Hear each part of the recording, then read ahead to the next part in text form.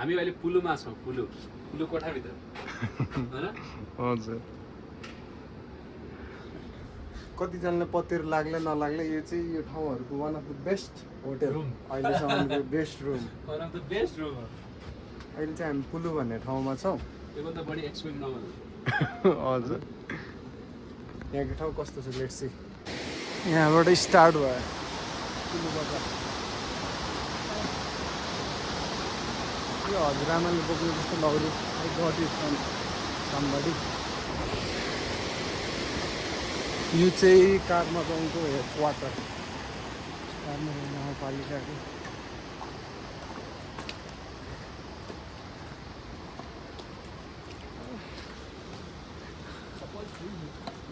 कपाल छ त्यहाँ?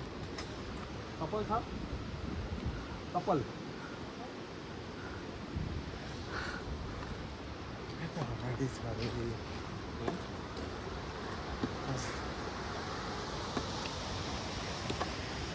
यो चाहिँ टोटली अनएक्सपेक्टेड फर मी। यति पर यति भित्र आएर पनि यहाँ ब्याङ्कहरू छ अरे, यहाँ पुलिस स्टेसन रहेछ। हुन त यो अब काठमाडौँ भन्ने एउटा गाउँपालिका वान अफ द बिगेस्ट यो मुगुको, त्यसको हेड क्वार्टर भएर पनि होला गाउँपालिका अनि के कार्यालयहरू सबै रहेछ यहाँ। त्यही भएर पनि स्टेसन त्यो नेपाल राष्ट्रिय वाणिज्य ब्याङ्क हो कि के भन्छ त्यसलाई, राष्ट्रिय वाणिज्य ब्याङ्क। धेरै ठुलो छैन रहेछ, त्यहाँदेखि यतिसम्म मात्रै।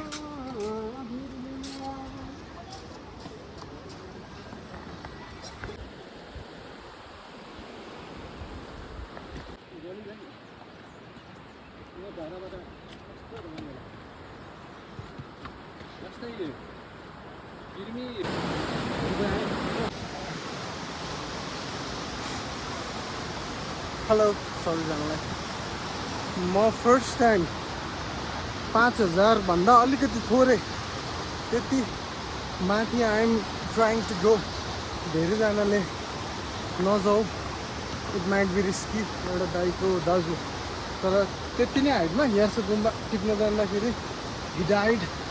अनि त्यहीको लोकलहरू पनि इट कुड बी हार्ड भन्नु भइरहेको थियो, तर आई वान्ट टु गो। उमेर हुँदै बल हुँदै के भन्ने, त्यो ब्याग अलिकति धेरै नै हेभी भयो क्या।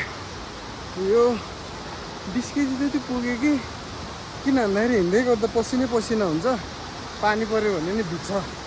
अनि बेलुकी सुत्दाखेरि चिसै कपडा लगाएर सुत्यो भने बिमार हुन्छ हो। त्यही भएर सबै एउटा एक्स्ट्रा बोकेँ, स्लिपिङ ब्याग बोकेँ। अनि त्यसले गर्दाखेरि धेरै नै हेभी भएर ब्याग के खुट्टा दुखिरहेको छ मेरो। अहिले मलाई खासमा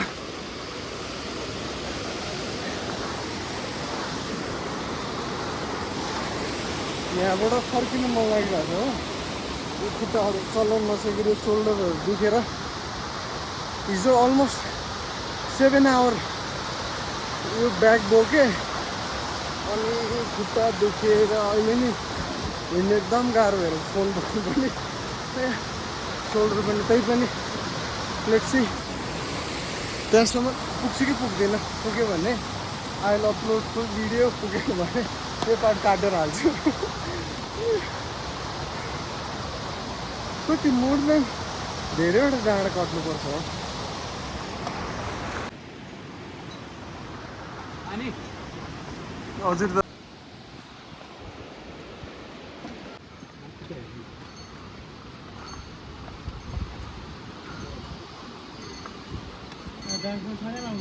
ए हजुर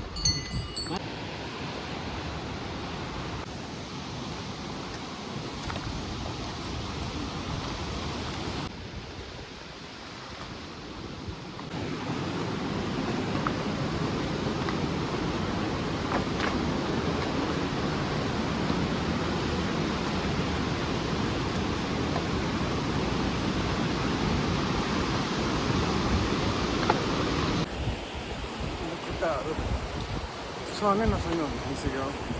यो यतापट्टिको खुम्चाउने गाह्रो भएर नै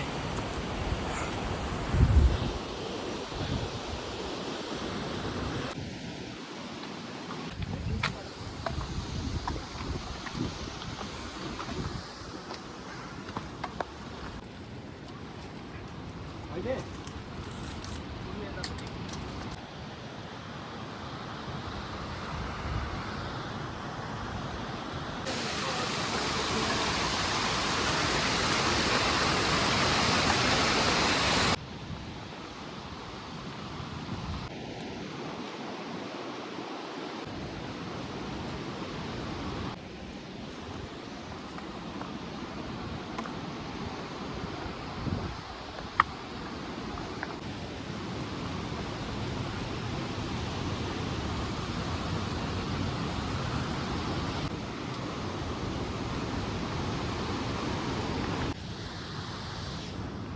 मेरो यो खुट्टा दुखेर हिँड्नै नसकेर भन्दा भयो दुख्नै नसकेर अझै यस्तो टाढा अनगिन्ती काट्नु छ अघि लाएर केही बोल्नु पनि मलाई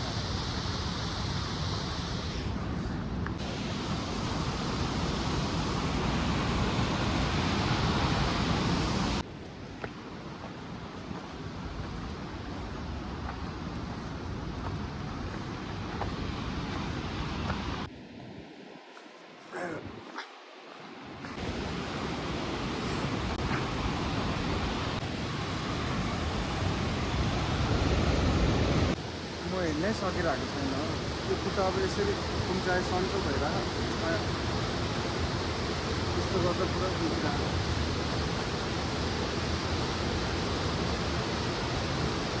अझै we need to walk to get this village कति 6 घन्टा अझै हिँड्नु पर्ने छ म होपलेस भइसक्यो अहिले नै खुट्टा धेरै दुखेर ब्याक पनि यो अलि निकै धेरै भयो क्या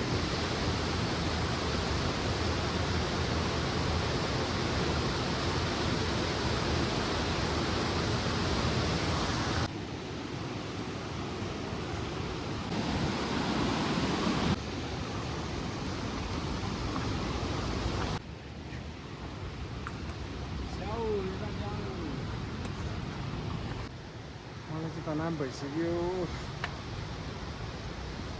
यो खुट्टा धेरै गाह्रो गऱ्यो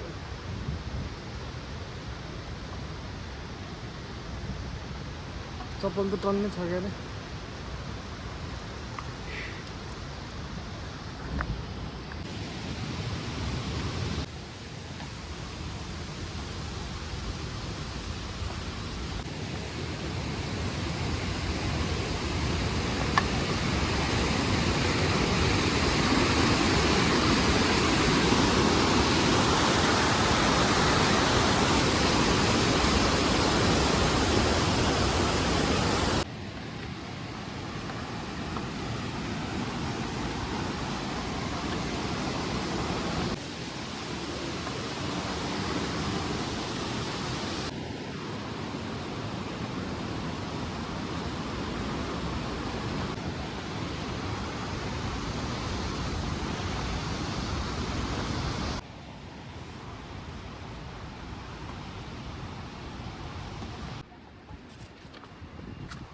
अरे होइन तर हिँड्ने बेला गाह्रो हुन्छ त्यही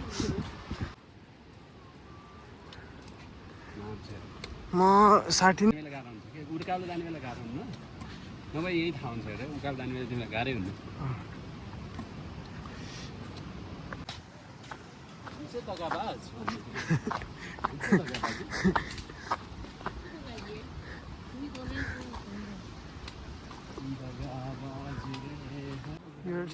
यो बाटो देख्नु भएर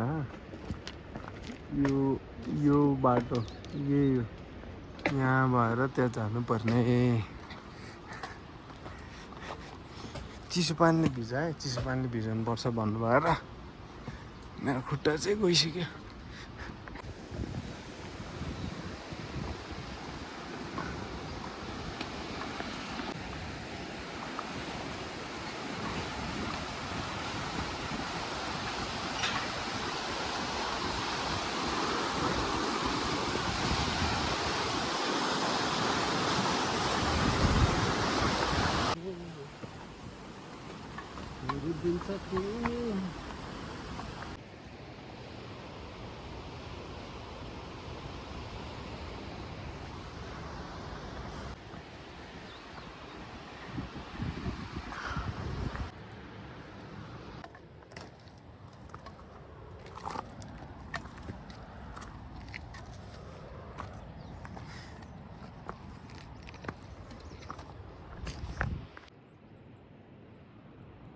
घामै हाम्रो यति नजिक छ ल। अलमोस्ट हामी गाउँ आइपुगिसक्यो। मेरो चाहिँ खुट्टा धेरै दुखेर दाजुले फ्ल्याक्सन दिनुभएर त्यो खाइस चाहिँ हल्का फुल्का सन्चो भयो। अब अझै 45 मिनट।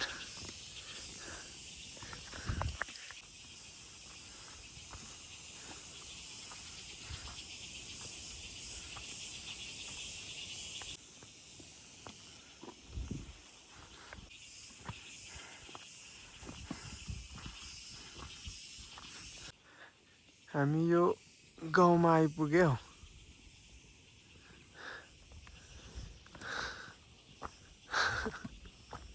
हजुर धन्यवाद दाजु। तर यहाँको गाउँ चाहिँ अलमोस्ट सबै खाली भइसकेको रहेछ। घरहरू सबै खाली छ। यता अलिअलि घरहरू होला। आज चाहिँ हामी विल स्टे हियर। त्यस्तो थकान चाहिँ लागेन। फेरि खुट्टा दुखाइले गर्दा चाहिँ हिँड्नै नसक्ने भयो। तर दाजुलाई धेरै धन्यवाद। फ्र्याक्सन खानु अलिक कम हुन्छ भन्नुभएपछि एउटा खाएँ। त्यसले गर्दा नि होला सायद कम भएको। होप भोलिसम्म ठिक हुन्छ। हजुर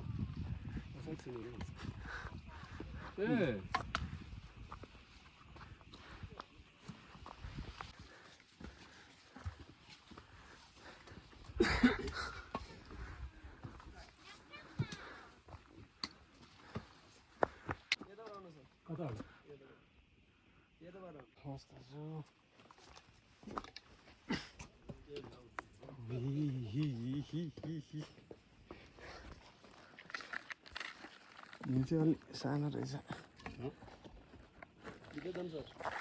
यहाँभित्र हजुर हजुर